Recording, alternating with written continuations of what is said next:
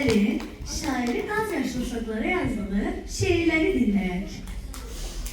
Ey gözəl vətənim, yurdum, yuvamsan mənim, səndə xoş ömür sürür.